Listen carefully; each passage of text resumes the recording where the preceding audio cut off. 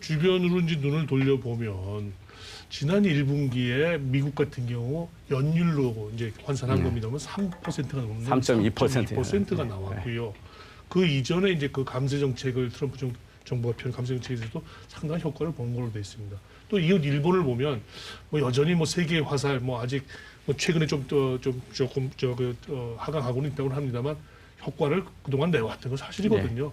근데 옆에 나라들을 보면 참 지금 속상하고 부러워요. 예, 그 정말 가계 소득을 높여주는 거를 정부가 할 수 있는 거는 감세밖에 없어요.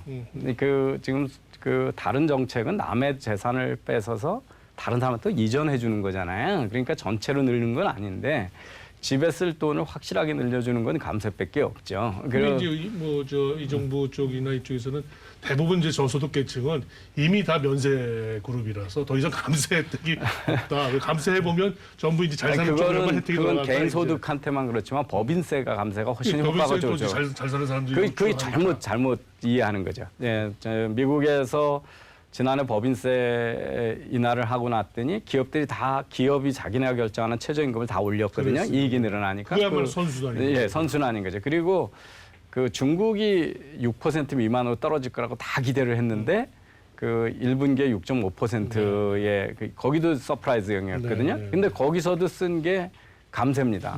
감세 정책을 중국이 썼거든요. 그래서 그렇게 성공된 모형은 외면하고 실패하라고 명백히 경제학 이론이 얘기하는 정책만 골라서 쓰니까 지금 이렇게 어려워지는 거죠. 이 노사 관계를 보면 말이죠. 이 정부가 사실은 이 노 쪽에서 많이 지원을 해서 탄생한 정부이기도 하고 이 정부가 노 쪽을 많이 지원을 했지 않습니까? 근데 왜 노동 쪽 보면 굉장히 어지러워요. 뭐 서로 싸우고 지금. 왜 그렇습니까? 애초에 지금 우리나라의 노조가 노동자를 위한 조직이냐 하는데 문제가 있어요. 대기업 노조가. 사실은 아니죠. 지금 최저임금 많이 올려줘라. 52시간제도 도입해라. 탄력근무제도 도입하지 마라. 그리고 외국에 지금 그 르노, 삼성 자동차 같으면 그 물량 못 주겠다 그러는데도 파업은 계속하겠다 이러잖아요. 자기들의 정치적 이해만 추구하는 거지 노동자를 대변하는 이성 있는 그 노동단체가 아니고 변질된 지가 오래됐거든요. 그런데 이번 정부는 그런 민노총과 연합정부거든요. 노정저는 노정연합정부라고 봅니다. 그래서 이 정부 초기에 오히려 이 정부일수록 좀 노 쪽을 과감하게 한번 좀 개혁도 하고 뭐 좀 했으면 좋겠다는 기대가 있었어요. 예, 그게 이제 그 우리 독일의 하르츠 개혁을 했던 슈레더 총리 같은 3인당이죠. 그 진보적인 정당이기 때문에 노조를 설득할 수 있으니까 그걸 했어야 된다. 그런 역사 인식이나 경제에 대한 철학이 있었으면 나라가 이렇게 안 됐겠죠. 오늘도 제가 CNN 봤더니 이런 표현을 하더라고요. CNN이 워낙 트럼프 대통령에 반대하지만 트럼프 is too stupid to run country. 저는 문재인 대통령이 딱 그거라고 생각합니다. 문재인 대통령은 그 경제에 대해서 전혀 아는 게 없고 뭐 제 얘기가 아니라 사실은 후보 시절에 한국에 와 있었던 일본 대사가 만나고 나서 머릿속엔 북한만 있고 경제에 대해서는 아무 생각이 없다. 우리는 그 얘기를 그냥 아무렇지나 않게 지나가게 들었는데 지나놓고 나니까 그게 너무 사실이었던 거죠. 다음으로 또 한번 정리해보고 싶은 게 이제 기업가 정신이 살고 뭐 그래야 이게 어떻게 보면 시장 경제에서는 뭔가 웅짝웅짝 되는 거 아니겠습니까? 근데 소위 말해서 이제 비즈니스 서베이 인덱스인가요? 기업 경기 실사 지수 이렇게 보면 이 정부 들어서 분명히 좀 꺾였어요. 예, OECD에도 이제 그 비즈니스 컨피던스 인덱스라고 그래가지고 그 심리 지수가 있죠. 기업하시는 심리 지수. 그러니까 월등하게 다른 나라하고 달리 낮아져 있죠. 저는 김상조 위원장은 거의 직권남용이라고 생각을 하는데 툭하면 3세들은 경영 능력 없다. 알아서 구조정해라고 그러고 뭐 특별한 범죄적 혐의도 없는데 일감 몰아주기 특히 그러니까 아주 이렇게 얘기해요. 삼성의 SDS 이렇게 얘기를 하면서 SI 사업에 대한 그 일감 몰아주기를 점수조사하겠다. 뭐 이러거든요. 그리고 지금 삼성바이오 사태도 지금 그 금감원이 자기 이야기를 3번이나 바꾼 거거든요.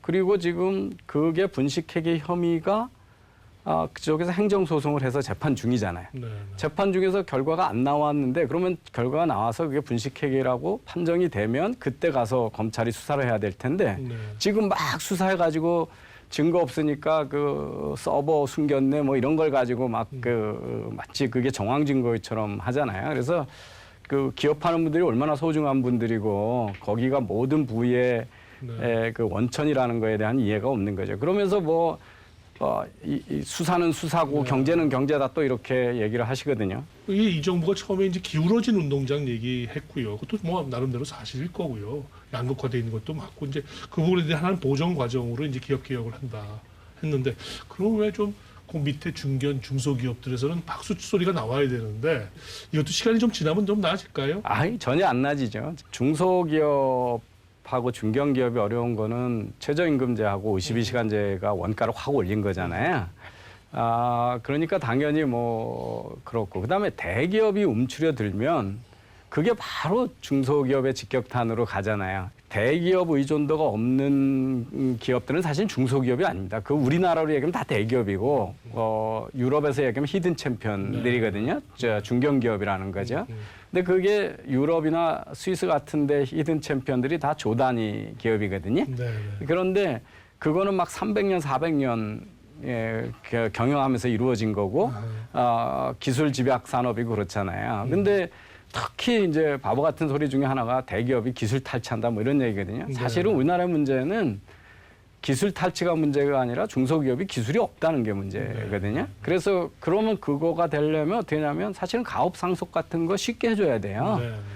자, 그래 경제정책에 관한 여러 가지 좀 기대한 효과를 못 낸 것도 있고 조금 이제 좀 잘못이 있는 부분도 있는 것 같다는 평가들이 다 나왔어요. 근데 그 부분들에 대해서 그거 어떻게 보면 전부 대통령이 한 거 아니잖아요. 대통령의 뭐 일일이 경제정책까지 뭐 다 하겠습니까? 물론 대통령의 뜻이라고 봐야 되겠지만은 왜 이렇게 전부 청와대 또는 대통령 이렇게 직접 공격을 받는 거죠? 저는 이제 우리나라 헌법의 결함이라고 생각을 해요. 우리나라가 뭐냐면 내각제적 요소를 가미한 대통령제라고 그래서 사실상 내각이 두 개가 있습니다. 실제 우리가 알고 있는 장관급 부총리라고 하는 내각이 있고 청와대 수석들이 있잖아요. 근데 외국에는 사실은 미국 같은 대통령제는 그 수석이 장관이잖아요. 다 세크레터리 오브 스테이트, 세크레터리 오브 디펜스 그래서 그게 일원화돼 있는데 우리 이원화돼 있으니까 대통령이 내각에다 힘을 실어주면 거기가 컨트롤타워가 되는 거고 청와대 안에서 의사결정을 다 하면 사실은 저 화살 맞는 거는 형식적인 내각은 그 장관들이고 실제 의사결정은 여기 청와대에서 다 하는 거잖아요. 이번 정부는 내각이 없는 정부예요. 보이지 않는 손으로 했어야 되는데 뻔히 보이게 청와대에서 다 해버리니까 그 이제 비난을 다 받아야 되는 거고요. 화살도 다 받는.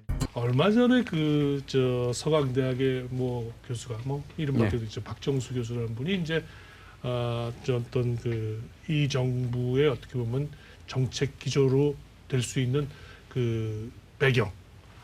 GDP 성장에 비해서 개인 소득, 실질 소득이 생각보다 이게 낮다. 이만큼 올라갔으면 기울기가 낮게 흘렀다라고 하는 그런 대전제가 좀 잘못됐다. 뭐 이러면서 뭐 논쟁을 촉발을 시켰는데 이 부분은 어떻게 보세요? 나름 이제 서로 이제 좀 의미 있는 논쟁이 되는 겁니까? 뭐 뒤늦은 때늦은 게 지금 그 우리나라가 경제 성장하는 만큼 그러니까 노동 생산성만큼 임금이 안 올라가서 격차가 발생했기 때문에 그래서 그 임금을 교정을 해야 된다. 그런데 그게 이제 뭐 우리나라에서만 그런 게 아니라 사실은 미국에서 먼저 그 논쟁이 촉발됐고 한동안 그게 이제 그 진보 진영에서 금과 옥조처럼 쓰던 거고요.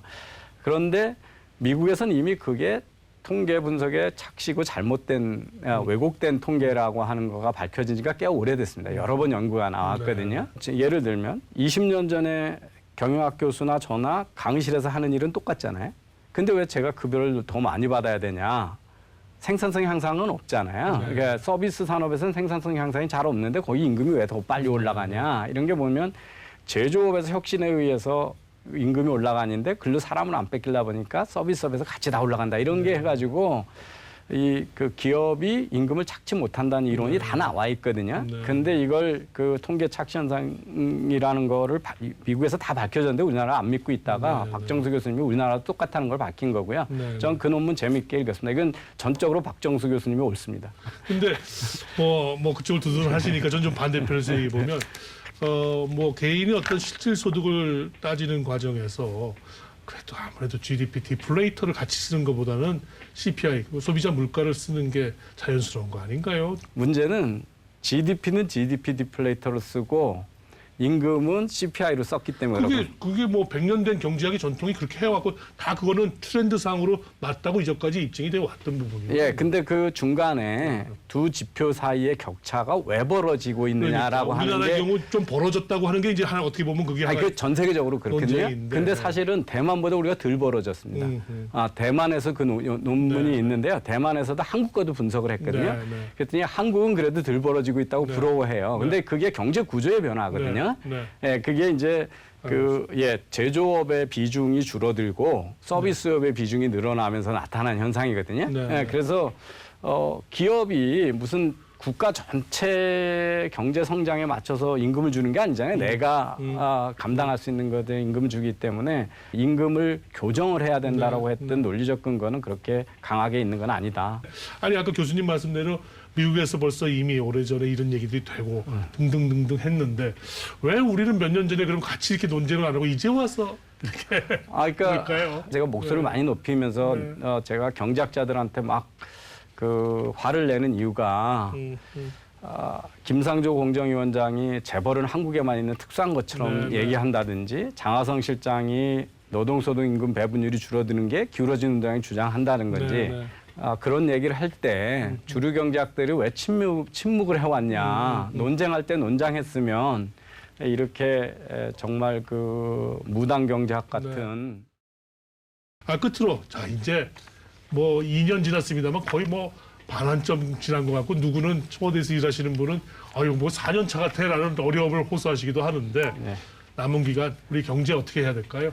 그 지옥으로 가는 길은 늘 좋은 의도로 포장돼 있다고 그러잖아요. 좋은 의도가 나쁜 경제 정책을 정당화하는 이유가 돼서는 안 되죠. 그래서 우리가 그 시장 경제의 기본은 각자가 이해를 자기 이익을 위해서 최선을 다한 것이 사회 전체적으로 좋다는 거지 남을 위해서 일을 많이 열심히 해서 좋다는 게 아니잖아요. 그래서 정책 실패의 오류를 아주 냉정하게 평가하고 인정하고 반성하는 정부가 돼야 되는 거죠. 그래서 정책을 대규모 전환하면 안 되고 아까 이미 정답은 말씀하셨어요. 그 진보 정부 정권이 들어왔으니 참여연대 사람들이나 잔뜩 써가지고 이념적인 정책을 쓸 게 아니라 보수 정권이 못했던 그 노동계들을 설득을 해서 우리나라가 구조적인 위기에 처해 있다는 거를 인정하고 그 구조적 개혁을 하는데